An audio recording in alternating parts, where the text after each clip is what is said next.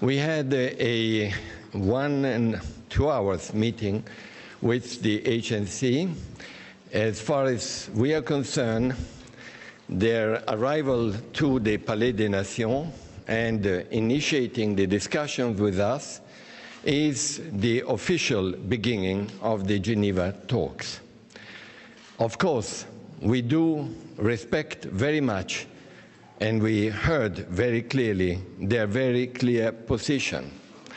They feel, and they told you, that there is a priority from their point of view, and probably you must have heard it, of having successful talks, intra-Syrian talks, in order to reach what has been indicated in the Geneva communiqué and in the resolution 2254.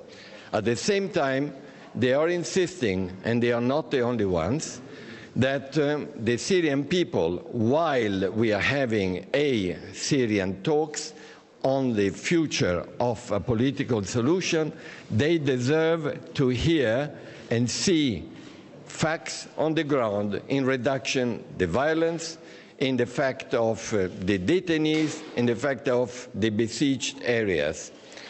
We feel that they have a very strong point, because this is the voice of the Syrian people asking for that. When I meet the Syrian people, they tell me, please, don't just have a conference, have also something that we can see and touch while you are meeting in Geneva. We are going to meet tomorrow morning the government, and I'm planning to invite again tomorrow afternoon the HNC in order to go deeper into the issues they have raised and their own concerns. Let me simply say one thing. There was in Vienna a very special momentum, but there was also some indications that gave us, me, and especially the Secretary General, the feeling that this exercise of Geneva intra-Syrian talks is going to be different and needs to be different from the previous ones. One, because we are in 2016. Two, because the people have been suffering enough. And three, that they need to see something concrete apart from a long, painful, difficult negotiation. And there was one point that came out in Vienna, and I would like to indicate it clearly. There was a message in the Vienna meetings that when the Geneva talks will actually start, in parallel, there should be a beginning of a serious discussion about ceasefire. That is not something that I can discuss. This is something to be discussed at the level of the ISG and those countries who have been involved in saying that. So here comes the challenge. We are starting officially the Geneva talks.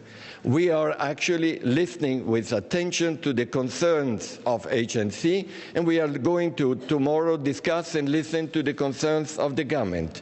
The discussions are starting, but meanwhile, the challenge is now, let's also have those who have the capacity of discussing this at a different level, time to discuss about ceasefire. Tomorrow, we will have another day. We will go deeper, and following that, I will be able to update you. Meanwhile, the talks have started.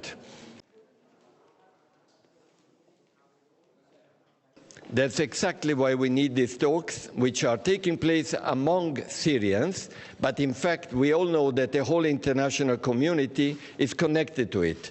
There are the Security Council resolution, and there is the ISSG, which I'm expecting the sponsors of it to actually be convened very soon in order to make sure that what we are doing here has the international support and not simply leaving the Syrians alone on it. Sorry, I'm still relying on my colleagues today, is to make sure that the talks continue and that everyone is on board.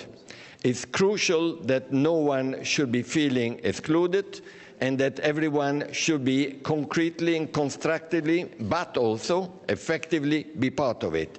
As you know very much, the tendency is that when people disagree, they then leave the room. We need everyone to continue to be in the room in order to make sure that we have concrete discussion.